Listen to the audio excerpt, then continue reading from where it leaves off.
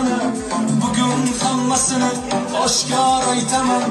Eng zo'r insonim siz o'zingizda-da.